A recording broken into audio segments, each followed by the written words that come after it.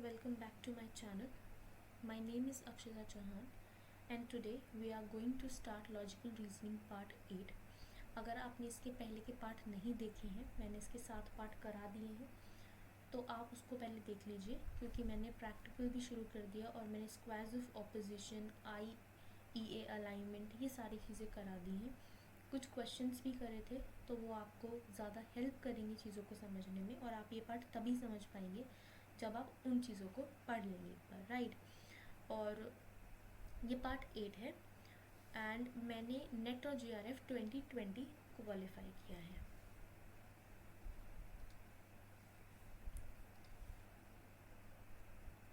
ये इसका सिलेबस है जिसमें से आज हम पढ़ेंगे formal and informal फालसीज।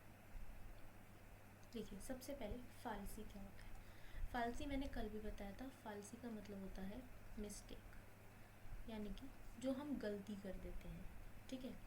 Falsies means a false set of argument. क्या है? False set of argument. देखो, एक वैलिड आर्ग्यूमेंट क्या होती है? एक वैलिड आर्ग्यूमेंट वो होती है जब हमारी दोनों दी हुई प्रमाइसेस कैसी होंगी? ट्रू होंगी और उनके द्वारा जो कंक्लूजन आ रहा है वो भी ट्रू होगा।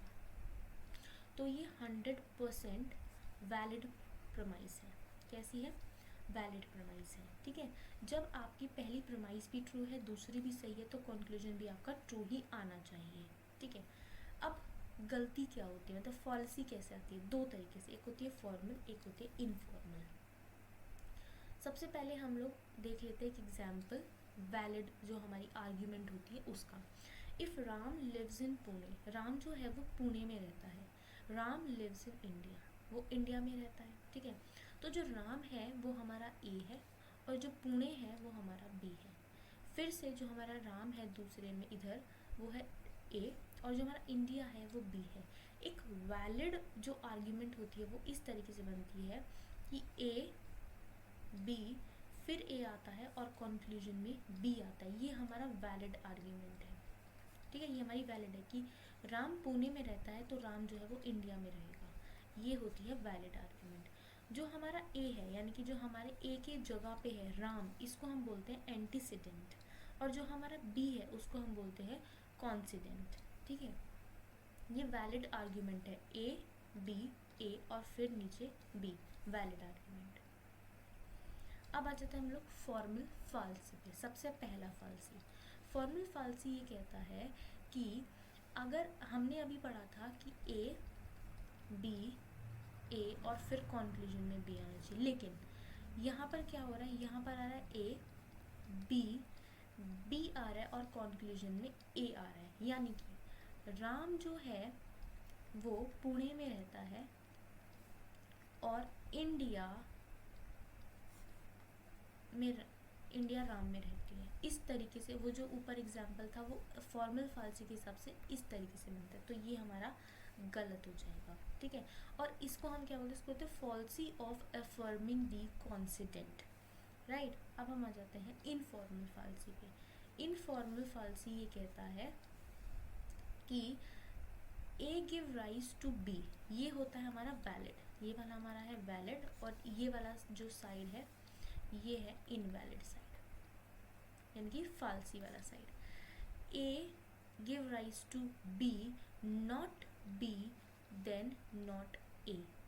ये होगा हमारा एक स्टैंडर्ड फॉर्म इनफॉर्मल का, मतलब एक वैलिड कॉन्वर्जेशन का, जिसमें नॉट बी हमारा डिनाई कंसिस्टेंट है और नॉट ए हमारा डिनाई एंटीसीडेंट है। लेकिन जब हमारा इनवैलिड कैसे होगा? जब नॉट ए यहाँ पे आ जाएगा और नॉट बी यहाँ पर आ जाएगा, सिर्फ ए और बी का आपसी वो है, और इसको बोलते हैं फालसी ऑफ डिनाइल ऑफ एंटीसीडेंट, ठीक है।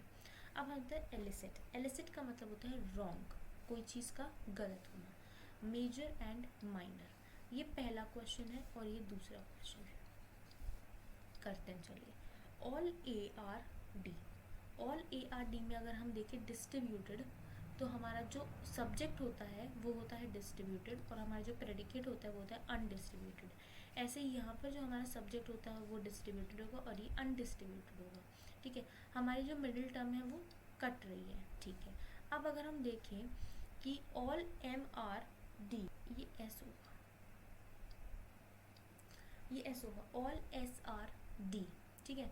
तो जो हमारा एस है ये सब्जेक्ट है और जो हमारा डी है वो हमारा प्रेडिकेट बना दिया। लेकिन अगर आप यहाँ पर ध्यान से देखें तो जो हमारा एस है वो अनडिस्ट्रीब्यूटेड है, और अगर हम ऑल की बात करें तो ऑल में हमारा सब्जेक्ट डिस्ट्रीब्यूटेड होता है। तो क्या एक अनडिस्ट्रीब्यूटेड से हम डिस्ट्रीब्यूटेड को निकाल सकते हैं? यानी कि एक छोटी चीज़ से आप बड़ी चीज़ को निकाल सकते हो? नहीं निकाल सकते। तो यहाँ पर हो जाएगी हमारी कौन सी, जो हमारा सब्जेक्ट है हम उसको क्या बोलते हैं? हम अपने सब्जेक्ट को बोलते हैं माइनर। तो इसको हम बोल देंगे एलिसिट माइनर, यानी कि माइनर की फालसी हो गई, ठीक है। माइनर जो है वो छोटे से बड़ा नहीं आ सकता। ऐसे सम कैट्स आर मैट, अगर हम सम की बात करें तो दोनों ही क्या होते हैं? अनडिस्ट्रीब्यूटेड होते हैं, ठीक है।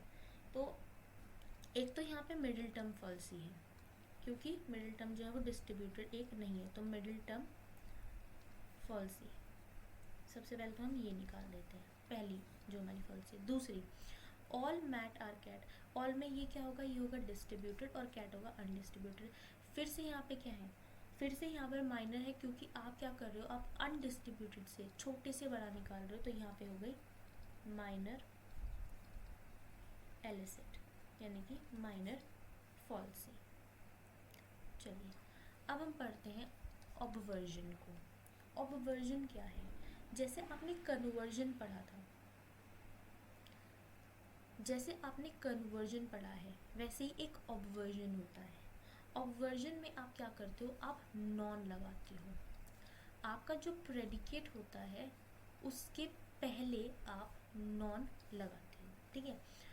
और जैसे ये है ऑल एस आर पी, कि ऑल को हम चेंज कर देते हैं। आपको इसमें सिर्फ इतना याद रखना है,